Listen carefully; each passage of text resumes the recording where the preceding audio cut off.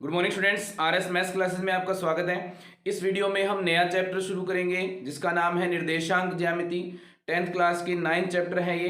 तो सबसे पहले हम इस वीडियो में इस चैप्टर के लिए बेसिक्स को सीखेंगे कि इन क्वेश्चंस को सॉल्व करने के लिए हमारे पास बेसिक क्या है। जो हमने 9th में पढ़ा था उसको हम थोड़ा सा रिपीट करेंगे और हम इस बेसिक्स को देखेंगे। तो हमारे पास हमें पता है निर्देशांक ज्यामिति के लिए अगर हम निर्देशांक का संधि विच्छेद करें तो हमारे पास क्या बनेगा, निर्देश प्लस अंक।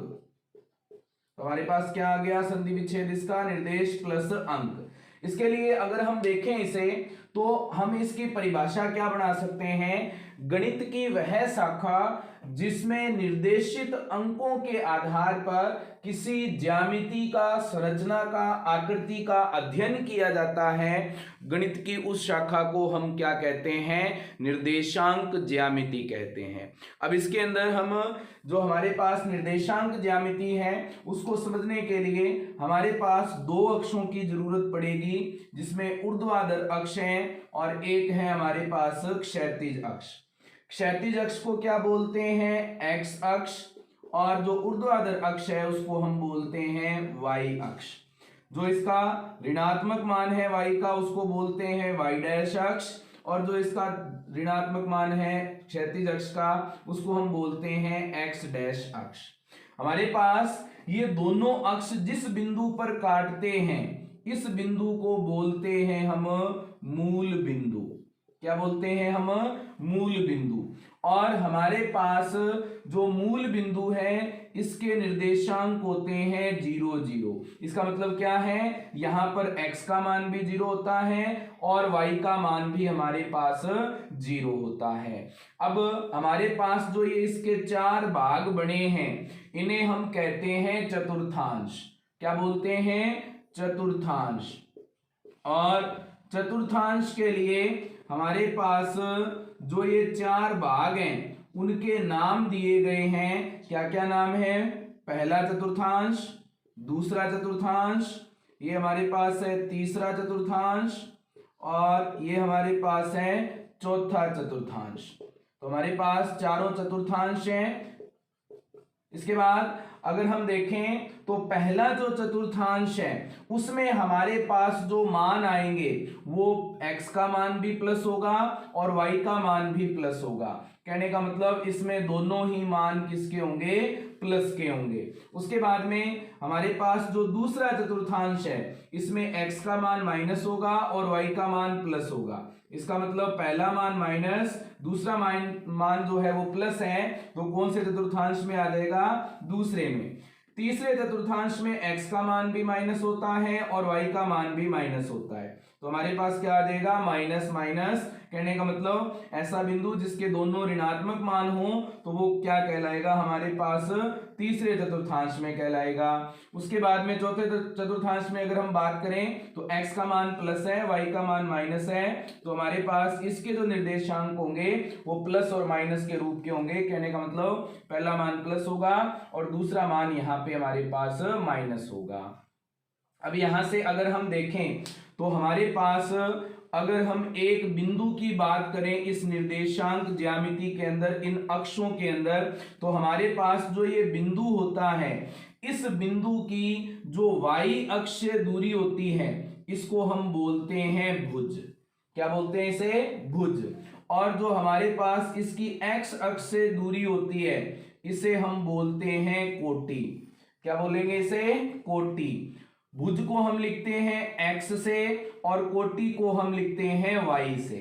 और हमारे पास इस बिंदु के निर्देशांक क्या हो जाएंगे फिर, x, y। तो हम कह सकते हैं कि किसी भी सामान्य बिंदु के जो निर्देशांक हैं वो किस प्रकार के होते हैं, x, y के रूप के होते हैं। कहने का मतलब पहला मान जो है वो हमारे पास x होता है और दूसरा मान हमारे पास होता है y। तो हमारे पास सामान्य बिंदु के निर्देशांक क्या होंगे, सामान्य बिंदु के निर्देशांक होंगे हमारे पास x, y। मूल बिंदु के निर्देशांक क्या होंगे, मूल बिंदु के निर्देशांक होंगे 0, 0।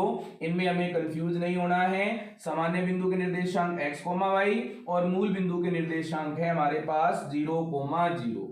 अब हमारे पास अगर कोई बिंदु अक्षों के ऊपर है तो वो किस रूप का होगा? अगर कोई बिंदु x अक्ष पर है तो हमें पता है x अक्ष पर y का मान 0 होता है, तो x अक्ष पर बिंदु का निर्देशांक क्या होगा? x, 0।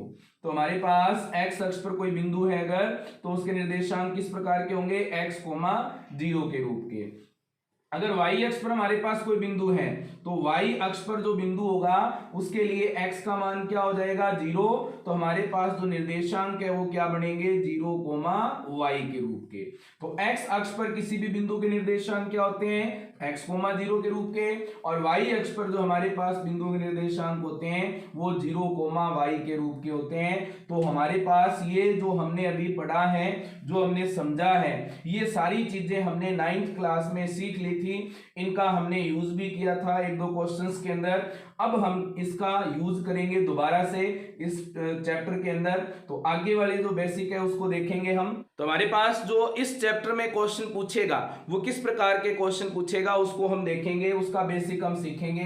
तो पहले ये पूछेगा एक बिंदु के लिए क्वेश्चन, एक बिंदु देगा और एक बिंदु के लिए क्वेश्चन पूछेगा। एक बिंदु के लिए क्वेश्चन क्या पूछ सकता है? एक बिंदु देगा और कहेगा कि इस बिंदु की x अक्ष से दूरी कितनी है या y अक्ष से दूरी कितनी है। तो हमारे पास x अक्ष से जो दूरी होती है किसी बिंदु की, x अक्ष से दूरी वो हमारे होती है y के मान के बराबर, और हमारे पास जो y अक्ष से दूरी होती है वो हमारे पास होती है x के मान के बराबर। लेकिन हमें यहां पर ये ध्यान रखना है कि जब हम दूरी बताएंगे तो इसके साथ जो माइनस प्लस लगा होगा वो माइनस यहां पे नहीं लगाना है, क्योंकि दूरी कभी भी ऋणात्मक नहीं होती है। तो x अक्ष से दूरी y का धनात्मक मान और y अक्ष से दूरी x का धनात्मक मान होता है। दूसरा जो क्वेश्चन पूछेगा ये वो पूछेगा दो बिंदुओं को लेकर के। तो दो बिंदुओं के लिए हमारे पास जो क्वेश्चन पूछ सकता है वो क्या पूछ सकता है? दो बिंदुओं से ये पूछेगा कि इन दोनों बिंदुओं के बीच की दूरी कितनी है। तो हमें दो बिंदु दे देगा x1, y1, और दूसरा बिंदु दे देगा x2 और y2, और इन दोनों के बीच की दूरी हमसे पूछेगा। तो दूरी ज्ञात करने के लिए हमारे पास एक सूत्र है जिसका नाम है दूरी सूत्र, और ये जो दूरी सूत्र है ये हमारे पास क्या होता है? x2 माइनस x1 की whole square plus y2 minus y1 की होल स्क्वायर, और हमारे पास ये पूरे की रूट हो जाएगी। या हमारे पास इसका दूसरा रूप क्या होता है? x1 माइनस x2 की whole square plus y1 minus y2 की होल स्क्वायर, और पूरे की रूट हो जाएगी। दोनों ही सूत्र हमारे पास सही है, दोनों में से कोई एक सूत्र लगाना है तो हमारे पास जो इसका मान आएगा वो सेम आएगा, और जो दूरी आएगी उसके लिए हम उसके साथ इकाई या मात्रक जरूर लिखेंगे। तो इकाई या मात्रक लिखना जरूरी है। यहां भी हम ध्यान रखेंगे कि जो दूरी बताएंगे उसके साथ इकाई या मात्रक लिखना जरूरी होता है। तो हमारे पास दो बिंदुओं के लिए क्या पूछेगा? दोनों बिंदुओं के बीच की दूरी। तो नेक्स्ट वीडियो में हम जो 3 बिंदु और 4 बिंदु से क्वेश्चन पूछेगा उनके बारे में सीखेंगे कि उन क्वेश्चंस के लिए हम किस तरह से उनको सॉल्व करें, उनका बेसिक सीखेंगे।